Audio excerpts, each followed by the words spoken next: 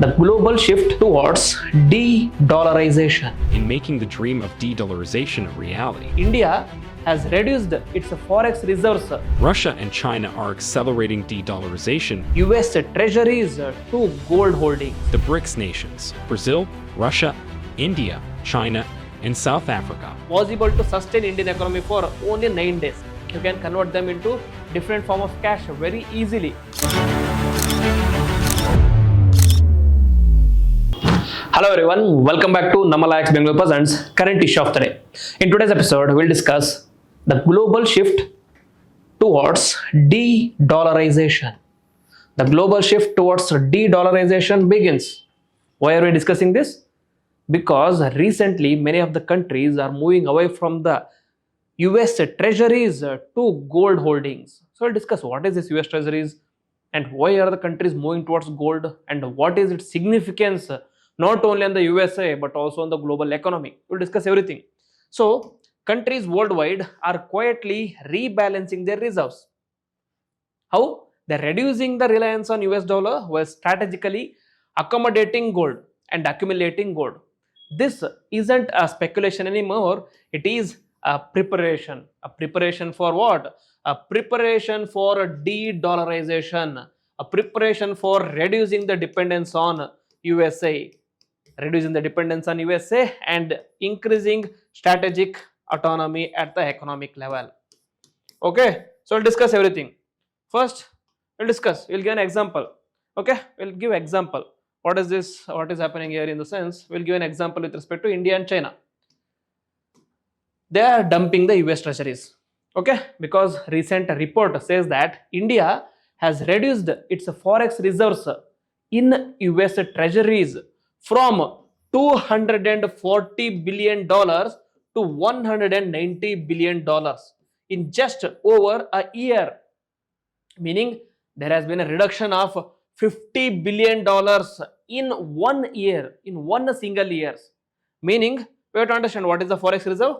Forex reserve is a country's forex reserve are the reserves which the country has against a shock in the future. For example, I will explain it with the example of 1991 reforms. Okay, so 1991 reforms. When the crisis happened in India before this 1991 reforms, the forex reserve in India was so low that it was only possible to sustain Indian economy for only 9 days. Okay, so it is a forex reserve like a reserve against shocks. Okay, if the economy is going down turn, then there is a reserve in the form of forex so that India or any country can revive its economy. So if you want to import anything, the countries, or if you want to bring investment to the country, they see forex reserve as a matrix to invest in a particular country. And how are these forex reserves maintained? Forex reserves are maintained in treasury bills of USA. US treasury bills are US dollars, and then gold, and then IMF reverse transport. Okay, reverse transport. So these are some of the methods how the countries maintain forex reserves. So what is India doing? India is reducing the dependence on US dollars and increasing the dependence on gold. Why is this? And again, not only India, China is also doing the same thing. China is holding the lowest holdings in 2008. Okay, so China is holding the lowest in 2008. So they are focusing on gradual strategic divestment, gradual strategic investment from dollar to gold.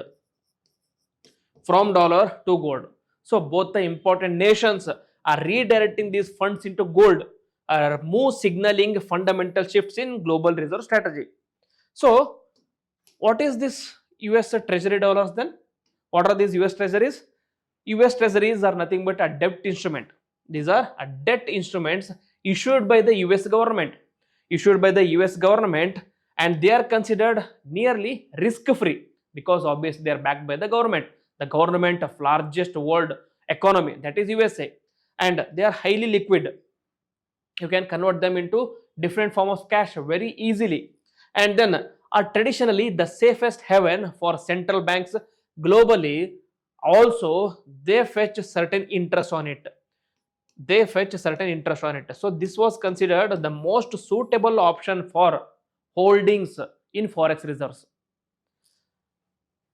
But what is happening now?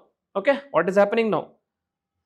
These were actually used by the central banks for what? For parking the surplus dollar, parking the surplus dollar that they had with respect to forex, parking the surplus dollars and stabilizing the national currency of their own country. For example, India used to increase their holdings in dollars to improve the ranking of rupees as well, and then manage forex reserves. So these are the reasons why the government used to maintain US treasuries. But now, why are the countries moving towards gold now? Okay, the gold is at the record prices. In today's morning, 10 gram of gold is pegged at 1,51,000 rupees. 1,51,000 rupees of 10 gram gold. Previously, it was just 2 years back. 10 gram of gold was around 50,000 rupees only. So almost 1 lakh rupees has increased within just 1 year of time. So why gold now? So at the record prices, at aggressive buying continues. Gold offers zero default risk.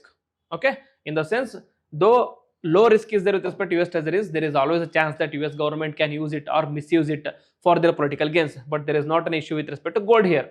And immunity from the sanctions, because again, with the President Donald Trump at the helm, you never know when he is going to put sanction on your country. And third, stability during the geopolitical storms. For example, whenever there is an issue with respect to political crisis, be example of Venezuela, USA, Russia, Ukraine, etc., then the value of dollar fluctuates. When the value of dollar fluctuates, then the value of your forex reserves also fluctuates. But that is not the case with respect to gold. Whatever happens, gold will be there. The value of gold keeps on rising. So people are moving towards gold. So this is a strategic insurance. So you have to understand, this is not the complete abandoning of the dollars. It is not the complete abandoning of the dollars. It is just hedging it against the rising bond risks, against the political uncertainty and potential sanctions in an unpredictable world created mainly by Mr. Donald Trump. Okay, so this is what is happening, and this is why the countries are moving towards de-dollarization. Okay, so major reasons are geopolitical tensions, the risk of rising potential sanctions, and also rising bond risks. So because of this, the governments all over the world are moving towards gold, moving towards de-dollarization. Again, just for comparative analysis, here you have to just see this. How does gold and US treasuries compare here? Okay, gold and US dollars compare here. The default risk with respect to US treasuries was very low because it is backed by USA, but with respect to gold, it is none. And the interest income on US treasuries was there, but with respect to gold, you don't get any interest income. And the political risk with respect to dollars in current context is very high, whereas gold, it is none. Okay, and sanctions risk, it can be frozen, it can be withdrawn, it can be used by the government of USA for their own gains, whereas gold, it cannot be frozen. This is what makes gold a better option than compared to dollar. And the crisis performance of US treasuries is very weak, whereas gold is very strong. So gold acts as an insurance during the financial crisis, currency volatility, geopolitical shocks. Precisely what defines today's geopolitical landscape. So why this? What does this signal? It signals a multipolar financial future in the coming years. So for example, India, gold now comprises 13 to 14% of India's forex reserves, which was previously just 9%. So there is an increasement from 9% to 13%. And what are the India's total reserves? India's total reserves stands at around $687 billion, which is one of the strongest forex reserves in the world. They remain stable. Composition has strategically shifted from treasuries or dollar holdings to gold holdings. Next, for the first time in decades, gold has become the largest reserve asset globally by value, overtaking US dollar. So this obviously clearly shows the shift away from dollars. Okay, so this is not rejection of dollar, this is rebalancing of resilience, reducing vulnerability to sanctions whilst protecting and preparing for a multipolar financial world. So de-dollarization is gradual, strategic and inevitable. So that is why gold keeps on increasing. So this is today's video. So I think a very small topic but very important and significant topic. I think I covered it very holistically in a simple way. So if you like the video, then please hit the like button, comment on it and also share with the friends. With this I will end the video. Jai Hind, Jai Karnataka.